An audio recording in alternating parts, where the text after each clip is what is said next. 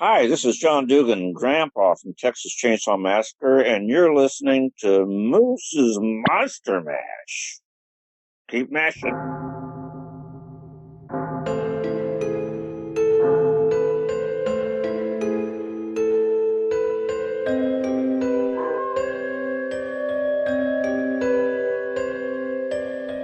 You're listening to Moose's Monster Mash.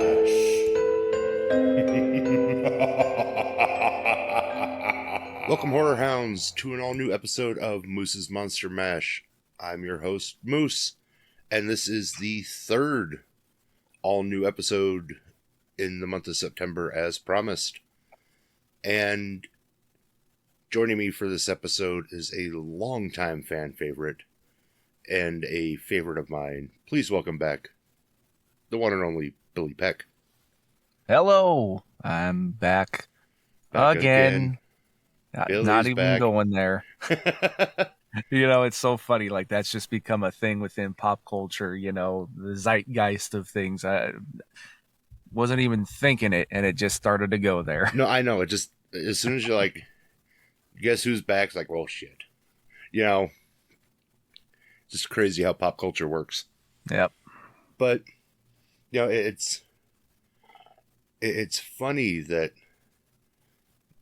this is the episode that we're on, because, we're going to be talking about the Texas Chainsaw Massacre, the beginning, rather. And, because here, just in a few weeks in October, we have my big 5-year anniversary show, bringing in Andrew Bernarski, who played Leatherface in this, and 2003's Texas Chainsaw Massacre, plus many other movies.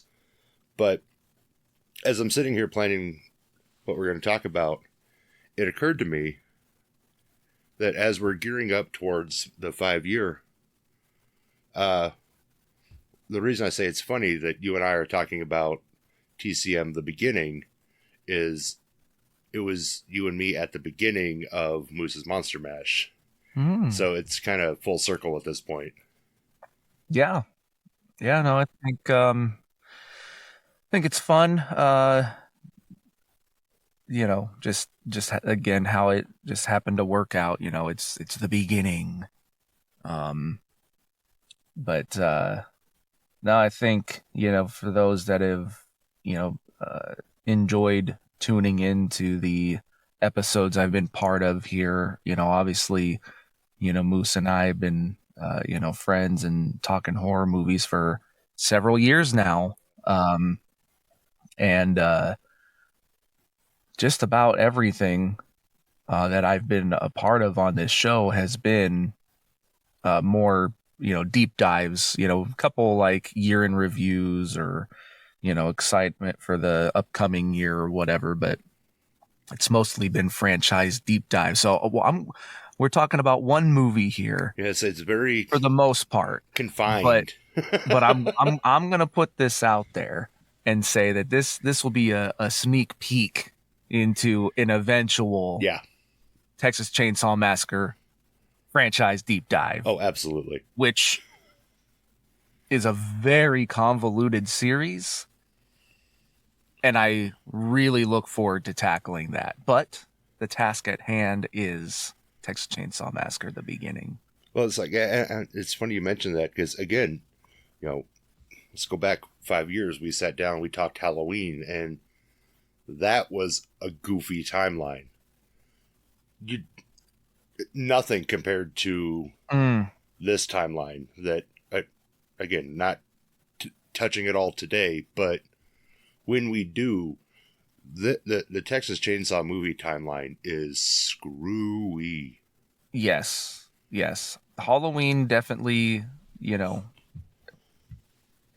has become, a little more convoluted, but there's a pretty simple, if you look at it, a pretty simple timeline that you follow. Yeah. You got part 3 is always outside of it, but you've got outside of that, you've got 1, 2, 4, 5, 6, all part of the thing. Then you got, 1, 2, H2O Resurrection. Then you've got Rob Zombie's and its sequel. And then you have 1 and then the new trilogy that came out. So, like, yeah, gets a little confusing, but you can easily track it down. You'd start doing that with Texas Chainsaw Massacre, and it's It's wild. going to look like a conspiracy board. Wild. Yeah. So, again, sneak peek into that. But today, we're talking a prequel to the remake. Which could have worked, honestly, as a prequel to the timeline. But just... I already say no. But... done differently, it could have. Is where I was going with that. Sure. You know, it change had, a couple characters. Okay. Not change the last name. And the name. And yeah. You know, and that's the thing. It's, you know, you have essentially same family, different family.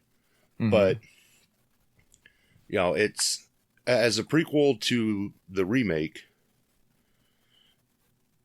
it's a nice prequel. It's essentially Friday the 13th. You get a little bit of childhood trauma, and then it's all adult stuff. And in comparing it to its predecessor, it's a lot faster paced. Predecessor as in the remake. The original. Yeah. Or the remake. The remake. So just the two Michael Bay and Andrew Bernarski Leatherface movies. Gotcha. This one is a lot faster paced than the previous one. The one that, you know, so let me dial this back. So the one I talked about 2 episodes ago with Zach and Lauren was a little bit more methodical, more, what's the word? I mean, it's a little bit more directed. This one is more action. And I'm not knocking it at all. I love the action. Sure. I guess, you know, like, yeah, I see what you're saying. You know, like, look, the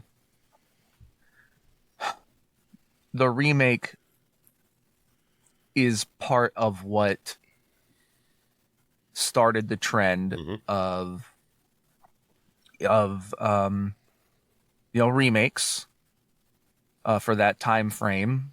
And it was also part of the new era of slashers, which, I mean, not just slashers, but horror in general. Yeah. You know, so many of the movies coming out at that time were bigger, more bombastic, more violent, more gory. You know, you have Texas Chainsaw, you have the remake of Dawn of the Dead, you have the Saw films, you know, and all within a few years of each other. You know, you have Hostel, you know, you have horror, and, you know, as what some people refer to as like the torture porn thing. So like everything is so much more graphic. And so, I mean, 100% it's that way too with the 2003 Texas Chainsaw. You know, you have the girl that you see pull the gun out of her, you know what, and blow her brains out. You know, the you know, cutting the dude with the chainsaw down, you know, his body, you know, is way more graphic than it was. You know, you see the cutting of the face off, and, you know, where a lot of that stuff was implied back with the original stuff. It is so much more in your face, and there's like no room for imagination at that point. You're seeing it. So, yes, you make a sequel to that where now it's a few years later, and things are ramped up even more. Yeah, I can see what you're saying about it being like just even more. Yeah, I mean, it's like I feel like they looked at it and said, "Okay, we did this. It was good. How do we top ourselves?" Well, okay, we got to push it a little bit further. And that's what it was at the time. Yeah. Was, and it is a matter of we quicken the pace. Yeah. And luckily, and push boundaries. Yeah, they push boundaries, quicken the pace, and they didn't make the pace too quick. I think it was just in that right finite window. Yeah. Where they didn't rush the story. No. And I don't they think so. got through it okay. Personally, I think, and this is just personal note, I wish we could have seen more of like Kid Thomas. To see what he went through a little bit. And this goes back to my Friday the 13th comparison. We see Jason get tormented a little bit before he drowns, and that's the zeitgeist to his character arc. Yeah. We get the flashes with the pictures and all that, and it's hinted at that the town hates him because he's this big dumb monster, and and the family talks down to him and all that, and there's definitely a lot of self-loathing. But to kind of see that, I think would have helped push it a little bit, just like drive it home. Maybe 5 minutes. Yeah, and I mean, I get that. I guess to me, I look at it with like, you have, it's a mixed bag. To step outside of this for a moment and you go with like Rob Zombie's Halloween.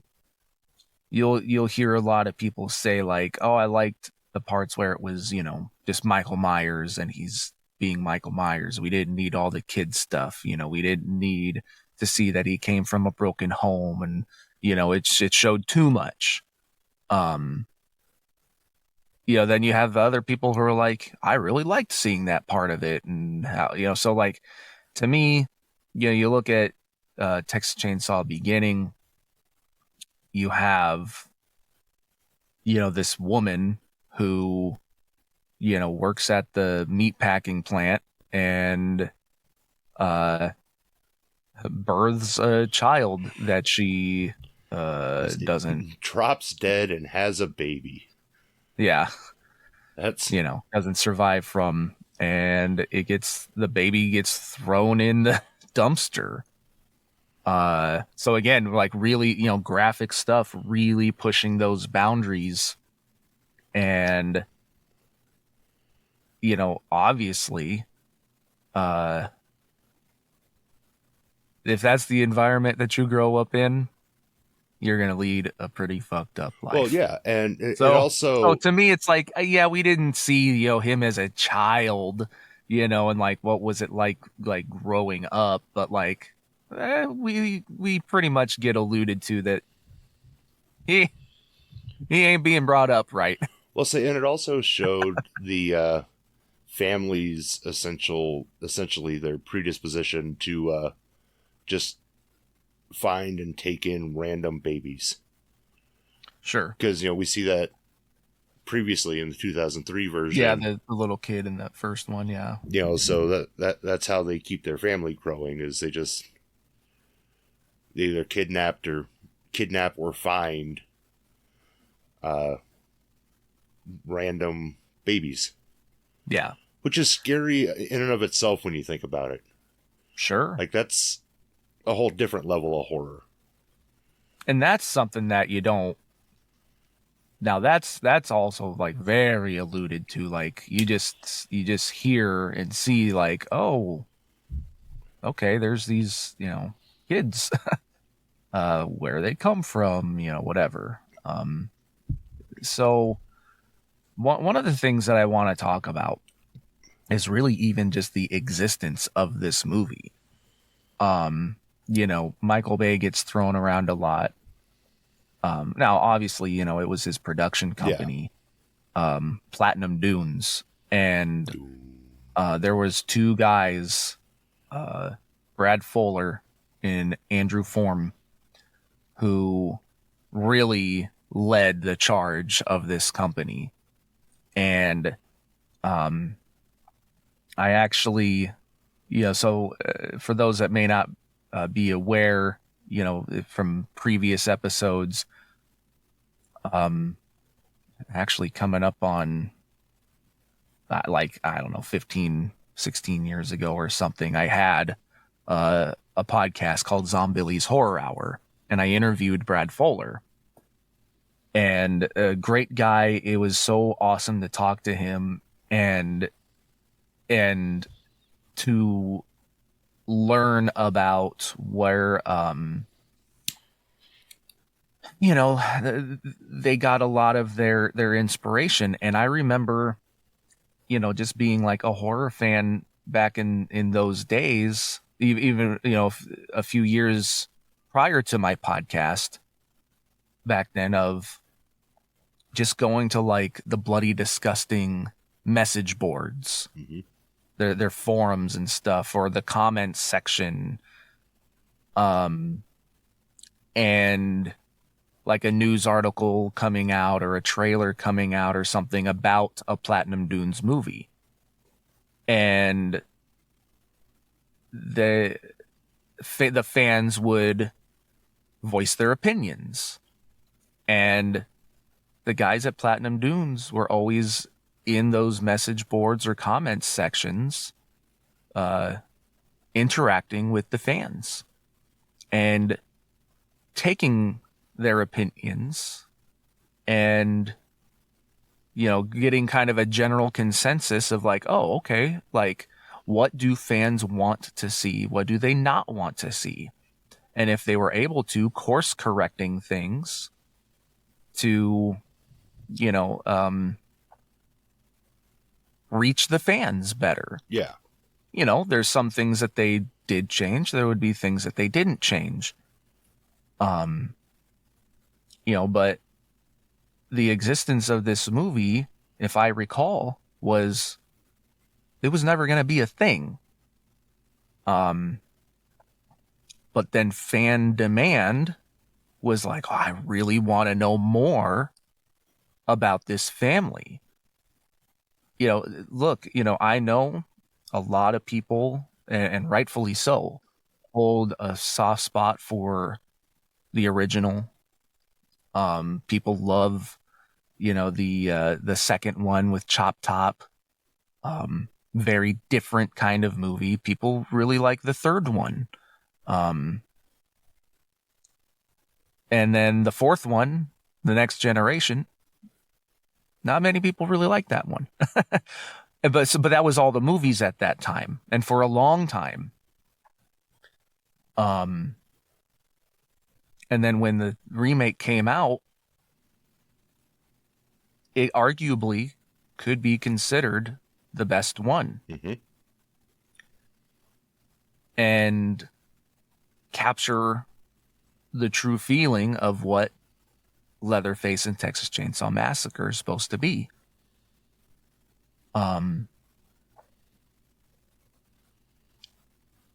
You talked about this with Zach, Surreal, on your previous episode. It was a game changer for Leatherface. Oh, absolutely. Leatherface,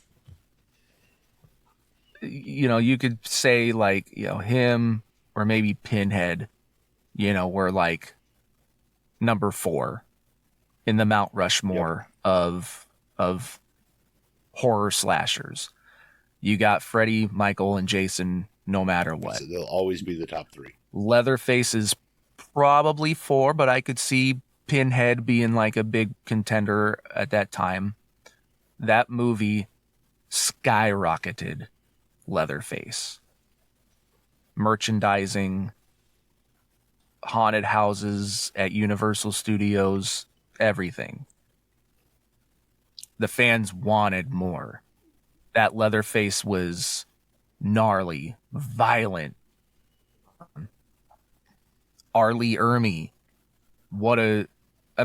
I use this just in the term of film. Great character. Yeah. Bad character, but great character.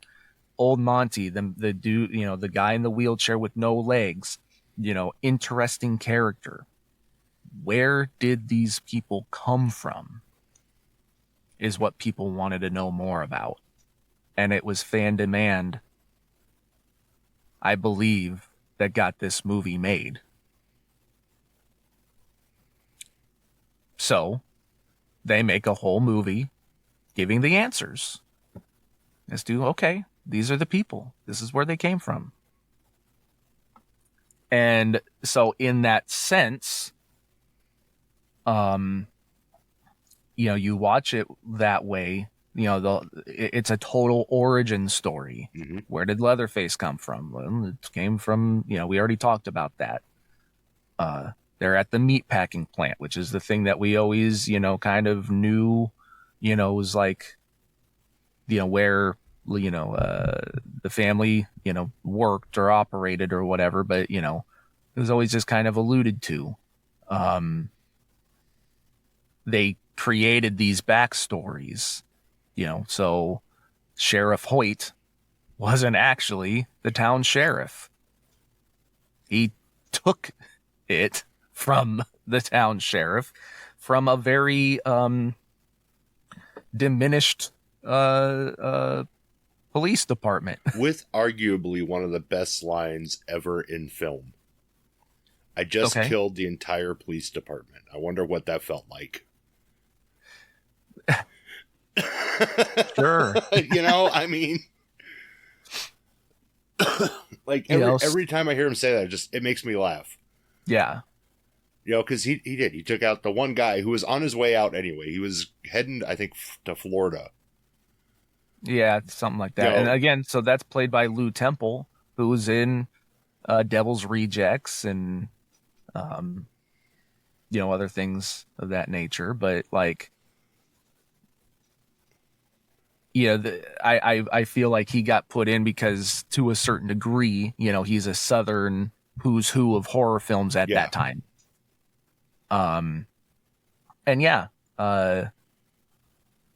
People loved that R. Lee Ermey character. It gave him, a second life in film. Mm-hmm.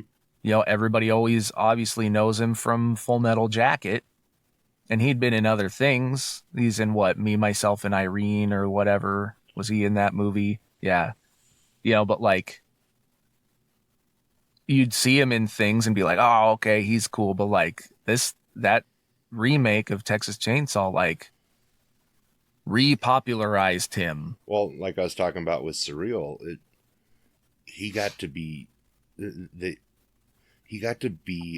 character, not a version of himself, not just a guy. He got to play, like, he got to act. He got to be something he absolutely was not. He was this dirty, just evil guy. And just watching that in both of these movies is just phenomenal. And then, coming into beginning, and seeing that backstory of how, he becomes sheriff and kind of guides this family into the direction of what we know as the Texas Chainsaw Massacre. Yes. It's, he really is like the mastermind behind the family. Yes. And you can see, like, by their reactions, this is a family, this is a white trash, I don't want to say down on their luck family, I suppose that to a certain degree, but like, these are people skating by. These are people who probably are like the people that you would have found in like the Dust Bowl era in the Midwest, and that would have done anything to get by. And here you have somebody, in Newfound Hoyt that is taking the reins. He's saying, yes, we're gonna. This is how we're gonna live. Mm-hmm. We're we're not going to perish. We're going to thrive. We're going to continue to be a family. We're going to, we're not just going to flutter out of existence. Right. And we'll never be hungry again. Yeah. This is why they're cannibals. Basically. It took a little, I think it took a little bit of convincing, but instincts kick in, and yes. Well, okay. Old Monty, we'll just call her the mom, I guess. I don't know. Both seemed very, very trepidatious. I say, Mama seemed very religious, and I think she was at odds with herself at the beginning. At the beginning of this, it's like, well, morals are instincts. And at the end of the day, survival instinct won. Yeah. So, while I do enjoy this movie, it's interesting as time goes by. I do think it's not as impactful as the remake. And I'm not trying to project my own feelings on it, but I do think, it's not talked about a lot. And the reason why is I think separation from it makes it a little forgettable. Well, what all happens in that movie? Well, and I think that lends back to what I was saying about this is a faster paced movie, because you don't have time to absorb everything like you did the first one. Mm-hmm. You're essentially jumping from kill to, shock to shock to shock to shock to shock. It's not shock, a little bit of story. So that had a chance to sit in, and it's not the same roller coaster. Right. And it's still a roller coaster. Yeah. But it's not the same feeling. It's just like, oh, this is another roller coaster. Cool. But it's not like, oh my God, I just went on this amazing roller coaster and I have to tell you about it. Right. And I'm going to tell you about it for the rest of my life at every family get together that we ever have. Yeah. It's part of the movie is, it gives us these characters of, the two brothers. The one is already in the military. The other one is supposed to be going in. They're with their girlfriends. They encounter a biker gang. They are trying to give us characters to attach to in their story. But the whole point of this movie is to explain the origins of these characters. So again, I just, in some sense, I feel like the movie can be a little forgettable, and because, again, the whole point of this movie is to give reason behind why the family is the way they are. Again, they're starving, they're struggling, they're, whatever, so we become cannibals. This is why I'm a sheriff. This is why I don't have legs. Again, like the characters are all there to give reason. Biker gang leader guy shows up. Where's my girlfriend? I don't know. Fine, I'm blowing your leg off. Yeah, type of thing. Yeah, that's it. And okay, potential spoiler alert, but if you haven't seen this yet, I mean, come on. Yeah. Even the ending. The typical horror fashion is you have a survivor. You have the final girl, boy, something. Mm-hmm. That going into this, that couldn't happen. Right. So, like, going into this movie, you knew you almost had to know nobody was going to survive. Mm-hmm. So, getting attached to these people was a lost cause. Now, that said, you do start to root for the one girl who's, I mean, she's there. She's the last one standing. She's there's that glimmer of hope, and at the last second, there's Leatherface to just clean it up and take out all witnesses, and that does gut you a little bit because you're like, she was almost there. Sure. But well, and that is the thing is like, a good movie, the suspension of disbelief, if the characters are written well and all of that, you still can attach to them. That's kind of, and we're not going to get into a full thing of this, but like, Rogue One. Yeah. That most of these characters are going to be meaningless. Right. But the story told and the way it's made, it's a very well-made movie, and the story's, pretty good. But at the end of the day, your attachment is to, Darth Vader. Mm-hmm. At the end of the day, your attachment is to Leatherface and this family. Yeah. I'd say you didn't really get to like character attachment, I'd say, until like the third act, really. Yeah. When Chrissy was on her way out. I mean, you see her getting to like the big like vat of blood to hide from Leatherface. And I mean, she's at this point she's watched her friends die. She's, by all rights, she should be final girl. Sure. And she's gone through just about everything she should go through without actually having been super tortured like you would be in a horror movie. And you kind of start rooting for her, and Endgame. And then you're like, well, shit.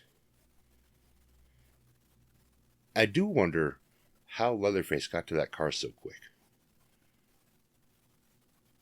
I've always wondered that, and I just figure it's because I've always chalked it up to who knows the area better. So yeah, the same way like Jason gets around Crystal Lake better than the people he's stalking. Yeah, but I will say her death scene is probably one of the coolest ones in the movie. Yeah, I mean, she, like I said, she thinks she's clear. There's a literal light at the end of the road. I mean, there's cop got somebody pulled over. She's gonna go report this. She's gonna go get help, and up pops Leatherface, chainsaw through the back of the seat, and just it's like, oh my god! Takes out the driver of the other car, takes out the cop, and Thomas just walks away. Well, see, and that's the thing is, again, in these movies, we've talked about this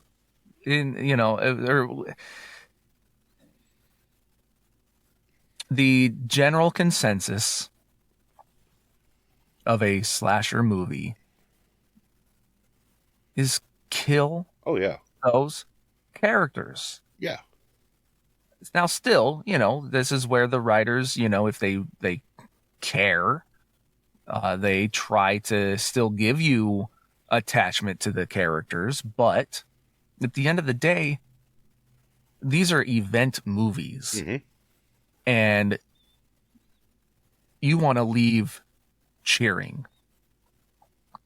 Leatherface, this girl, the final girl, the one that is the hero of the movie and getting ready to finally get away, and then bam, that's the movie theater moment of, yeah, Leatherface did it. Yeah. Like, and that's what you save those even extra cool creative kills for the end.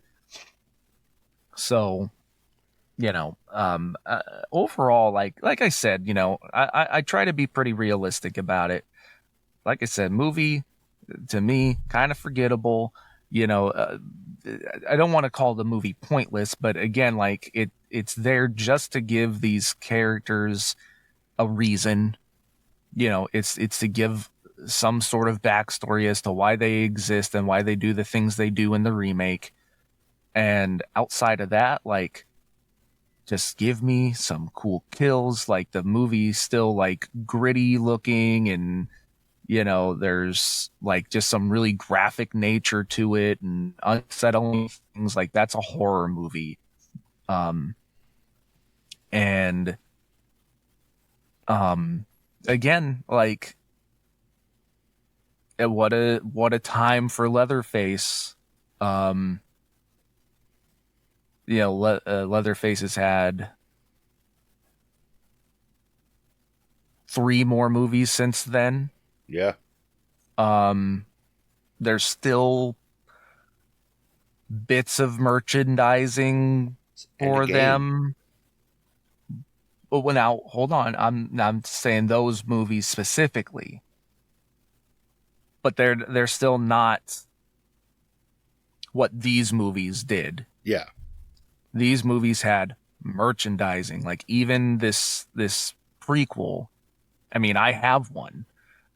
It got a custom guitar made for it. It's not for the remake, it's for the prequel. It has figures. There's a whole like diorama set with Leatherface with his more with the half mask, like the Hannibal Lecter mask. And it's got the bench and the guy on it, and he's this is where we basically get our first Leatherface of cutting a face off and wearing it, and I'd have to look it up, but I bet that's a pretty expensive figure to get. These movies are maybe I'll backtrack a little, but I'll say that they're maybe the biggest Leatherface films to ever be made. And the merchandising kind of proves that.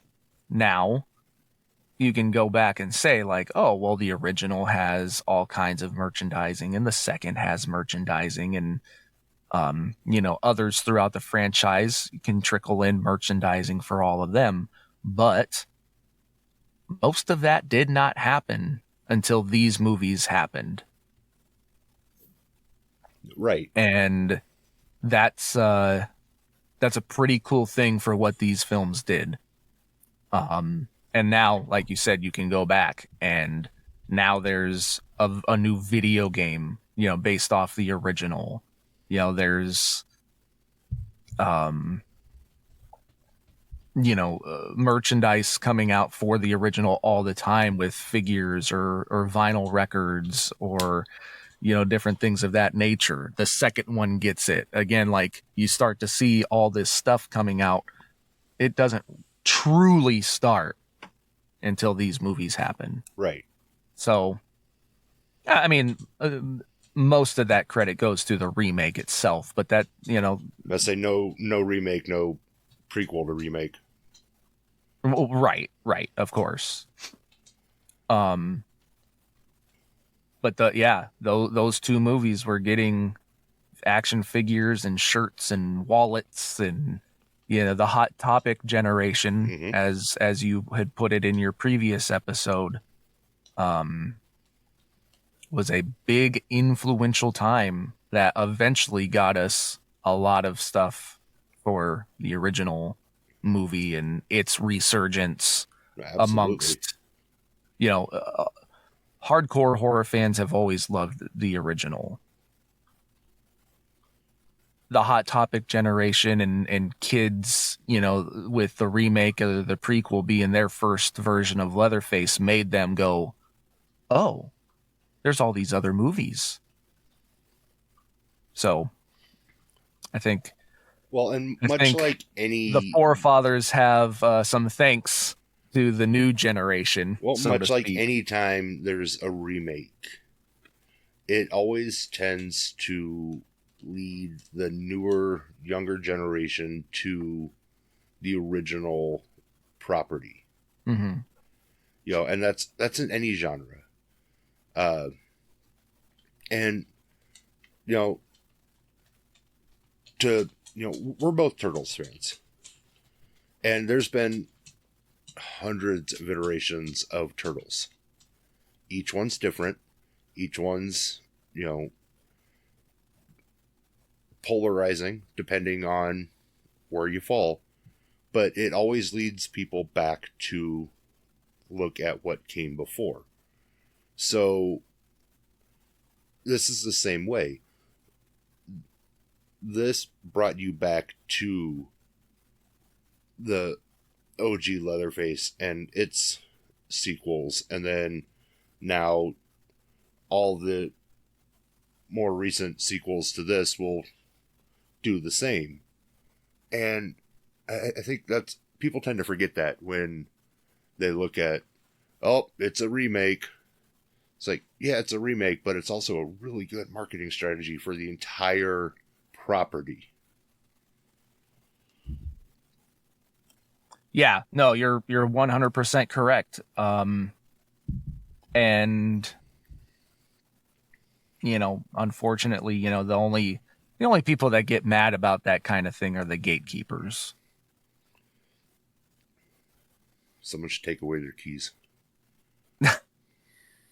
And look, there is, I get it. There is something to, hey, I've always been a fan of this. Mm-hmm. But new people coming into, the fandom doesn't hurt you. It doesn't take away your credibility, or anything like that. If anything, it gives you new merchandise and stuff, or restorations. Just again, you look at this franchise. Without that remake, does the original get all the love that it did, or does? Maybe eventually, does it get sure, the 40th because anniversary release.